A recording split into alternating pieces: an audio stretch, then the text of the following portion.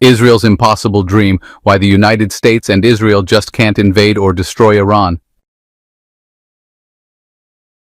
Can Israel or the United States really defeat Iran?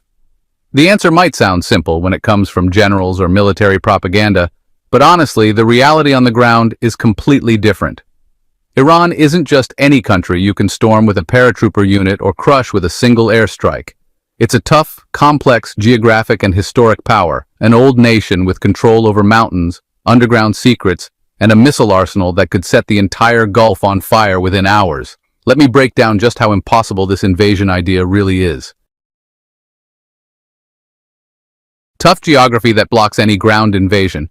Iran is one of the hardest countries in the world to invade because of its brutal natural defenses. It covers more than 1.6 million square kilometers. That's larger than Iraq, Syria, and Afghanistan combined.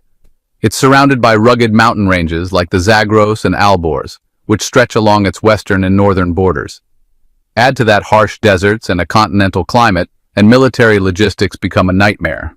All this makes any ground invasion a near-suicidal mission, especially with large areas where even modern vehicles struggle to move. A multi-layered military with unconventional tactics. Iran doesn't rely solely on traditional armed forces. Its military doctrine is hybrid, combining regular army forces with the Revolutionary Guard, or IRGC, which operates independently with its own command and advanced weaponry. Thousands of fighters are trained for urban warfare, tunnel combat, and guerrilla tactics. You can't underestimate their capabilities. The IRGC is the backbone of Iran's defense, with a massive missile arsenal and specialized units for fighting in cities, mountains, and underground. Iran has also developed a layered air defense system, mixing Russian-made systems with locally produced ones, making it harder for airstrikes to succeed. So if anyone tries to invade, the war won't just stay on the front lines. It'll turn into a drawn-out war of attrition. Iran's population of over 85 million is, honestly, mentally and emotionally ready for mass mobilization. The government can easily channel this energy to prolong the conflict and wear down the enemy, both politically and militarily. And, the memory of Iran's 8-year war with Iraq still shapes its readiness today. That experience left a deep mark and a serious internal focus on prepping for future wars. Iran learned a lot from the U.S. invasions of Iraq and Afghanistan.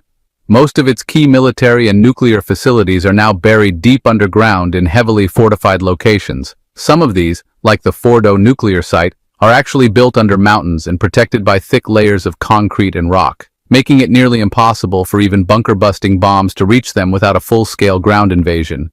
And, well, that brings us right back to the impossible geography. Iran's strength also lies in its regional network. It's not isolated. It has military and political connections with allies in Lebanon, Iraq, Syria, Yemen, and Gaza. Any attack on Tehran would likely trigger a simultaneous response from these groups, opening multiple fronts against Iran's enemies. This is, honestly, a nightmare scenario for any Western or regional coalition thinking of direct confrontation.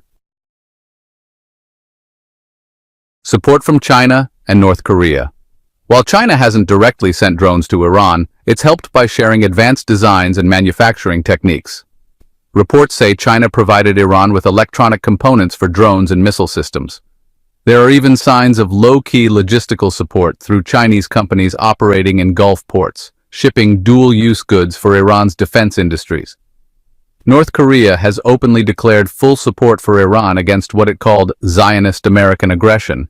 It even threatened an unexpected response if Iran is attacked. Some reports suggest North Korea may have transferred short-range missile tech or designs to Iran. A North Korean Foreign Ministry statement warned Israel against escalating and said Pyongyang is watching closely and could step in if needed. Iran is a master of asymmetric warfare. Instead of relying on tanks or fighter jets, it focuses on drones, suicide boats, cyber attacks, and unconventional tactics that confuse and destabilize the enemy. These tools aren't about firepower, they're about unpredictability and changing the rules of the game. That's why any Iranian response is hard to predict and, honestly, likely to cost much more than expected. Because of all this, the West, especially the United States, knows that invading Iran would be a disaster. That's why they've stuck with harsh sanctions, cyber warfare, and targeted assassinations of scientists and officials to weaken Iran slowly without starting a full-blown war. Past experiences in Iraq and Afghanistan proved that military victory doesn't equal political control, and occupying a country often costs way more than it's worth. All signs point to one conclusion. Invading Iran isn't just unwise. It's almost impossible under current conditions. Iran isn't just a military target, it's a strategic and geographic puzzle. Trying to break it by force would throw the whole region into chaos and drag whoever tries into a war with no clear end.